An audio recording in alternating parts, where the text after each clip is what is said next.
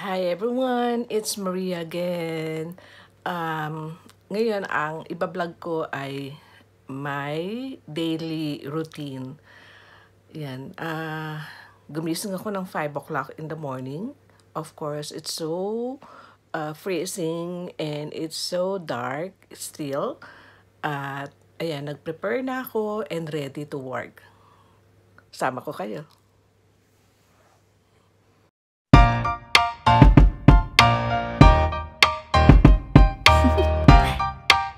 Do you want to know? So, yan. Na, I'm ready to go to work. Pero patayin muna natin yung ilaw kasi to lock the door.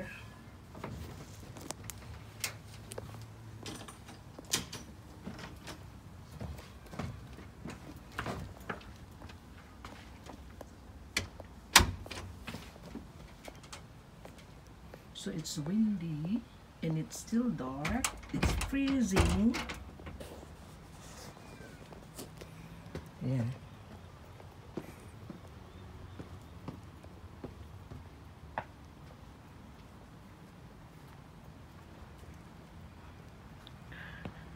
Yeah, it's so dark actually. So every morning,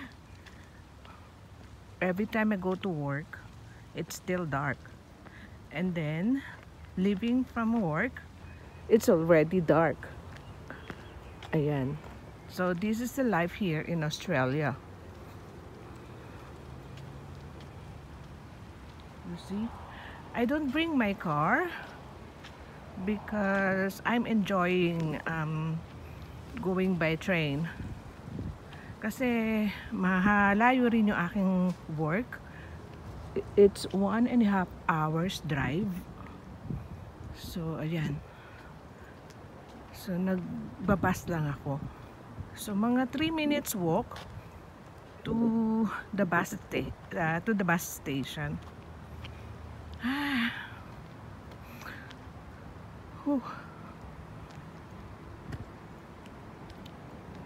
Kala nyo, masarap ang buhay dito sa Australia, ha?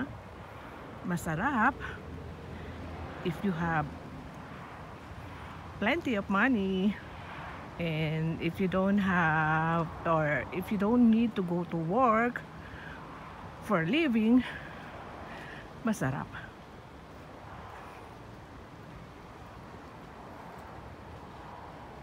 Alright, babalikan ko kayo kasi wala naman kayong makita at madilim. Yun, doon tayo sa busy road. Magko-cross lang ako doon at yun na, bus stop na yun. Okay, balikan ko kayo. So guys, I'm back. Dito na ako sa bus station waiting for the bus. And it's really freezing and windy today. So, carry lang. Ayan, papakita ko sa inyo yung road na kapag cross na ako.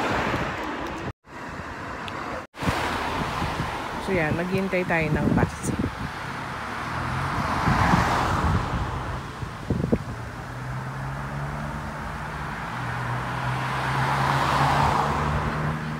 Good morning.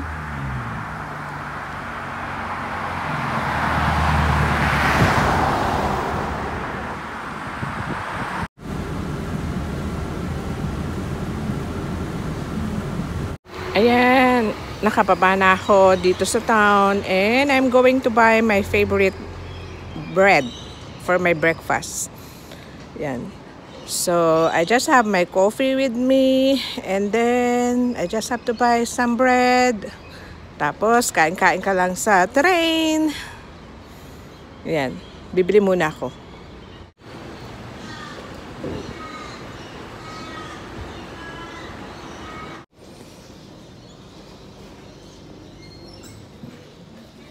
So, Berora in 4 minutes. Okay, let's go.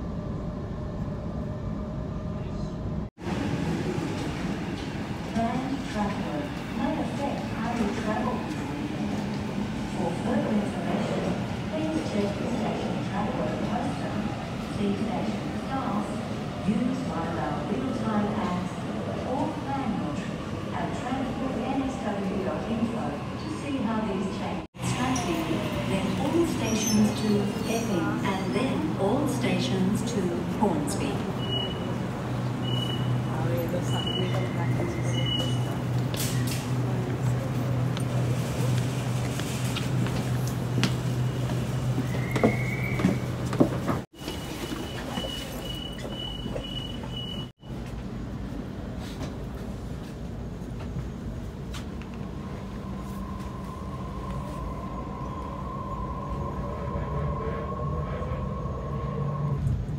So guys, eto, nakauwi na rin.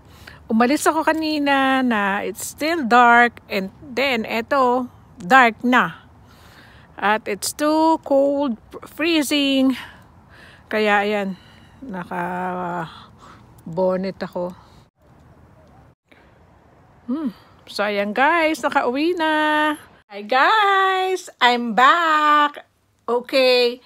From work kaninang umaga hanggang pag-uwi, ngayon nakapag-rest na. I had my dinner ready at ito ready na rin sa pagtulog.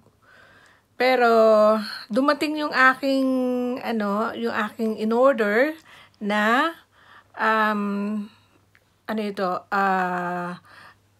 Binom facial cream. Actually, ngayon ko pa lang siya itatry. Yan. So, tingnan natin kung may improvement yung aking muka. Siyempre, hindi na tayo bumabata. Kailangan natin ng mga cream para medyo, mag-tighten pa yung ating skin.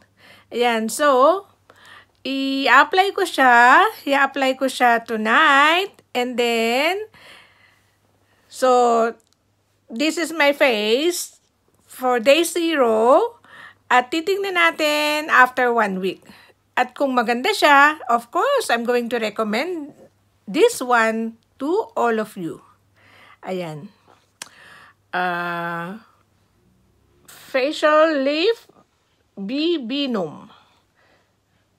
Sana may magandang effect. Ayun. Ayun. So guys, yung buhay talaga dito sa Australia, mahirap din. Yung akala mo puro pasyal-pasyal lang yung mga tao rito. Hindi, mahirap din ang buhay dito sa Australia. Parang katulad din sa Pilipinas. Kasi papasok ka, magpe-prepare ka, tapos sa work, 8 hours ka rin nandun, tapos uuwi ka, kakain, ganun din ang routine. Araw-araw, ganun din ang routine. Kaya mahirap din ang buhay dito sa Australia. Ewan ko. Siguro kung ako papipiliin, mas priority ko pa rin sa Pilipinas. In my opinion, ang gusto ko sa Pilipinas mag-settle. Kaya lang, syempre, on the second thought, kailangan din, in reality ito yung fact, na kailangan pag nag-retire ka, may pera ka, di ba? Kasi syempre, kukuha ka ng carer. Sino naman mag-aalaga sa'yo ng wala kang babayaran, di ba? Reality lang yun. Diba? Kahit nga ka mag-anak mo, kailangan magbabayad ka. Diba? Okay guys, yun lang. Kita-kita ulit tayo next week. So guys, kung meron kayong gustong puntahan ko or meron kayong gustong topic na i-discuss ko about Australia, please subscribe, like, and comment. Okay? Para marami kayong malaman dito sa Australia. Alright? Okay. See ya. Bye.